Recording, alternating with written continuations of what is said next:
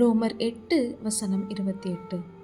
அன்றியும் அவருடைய தீர்மானத்தின்படி அழைக்கப்பட்டவர்களாய் தேவனிடத்தில் அன்பு கூறுகிறவர்களுக்கு சகலமும் நன்மைக்கு ஏதுவாக நடக்கிறதென்று அறிந்திருக்கிறோம். இதை கேட்டுட்டு இருக்கிற நீங்க தேவனிடத்துல அன்பு கூறுறீங்களா? ஏசப்பாவை உங்களுக்கு ரொம்ப பிடிக்கும்ல?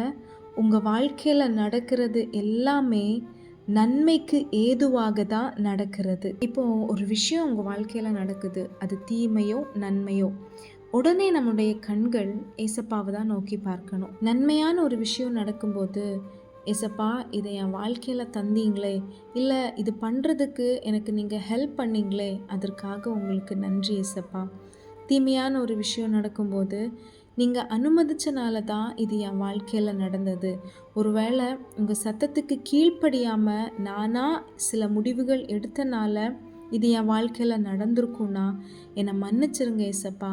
உங்கள் இரத்தத்தால் என்னை கழுவி இந்த தீமையை எனக்கு நன்மையாய் மாற்றித்தாங்க அப்படின்னு கேட்கும்போது, நீங்கள் செய்த தவறுனால வந்த தீமையை கர்த்தர் மன்னித்து அதை நன்மையாக மாற்றுவார். ஏசப்பா அனுமதித்தனால சிலவைகள் உங்கள் வாழ்க்கையில் நடக்கும்போது அதை நம்ம ஏசப்பா கிட்ட சொல்கிறோம் பாருங்க, நீங்கள் அனுமதிச்சனால தானே இதை நடந்தது, இதை நான் அக்செப்ட் பண்ணிக்கிறேன் ஏசப்பா. நீங்கள் தானே சொன்னீங்க நன்மைக்கு ஏதுவாக தான் எல்லாமே நடக்குதுன்னு.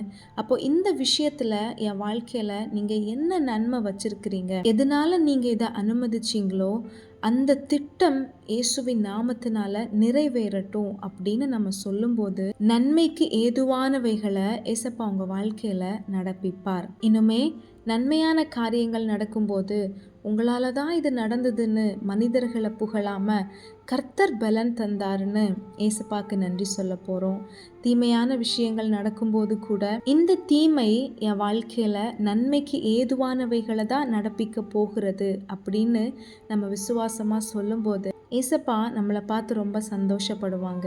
ஆமாங்க, அவரிடத்துல அன்பு கூறுகிற உங்களுக்கு சகலமும் நன்மைக்கு ஏதுவாக மட்டும்தான் நடக்கிறது. ஆமென். Have a blessed day. God bless you.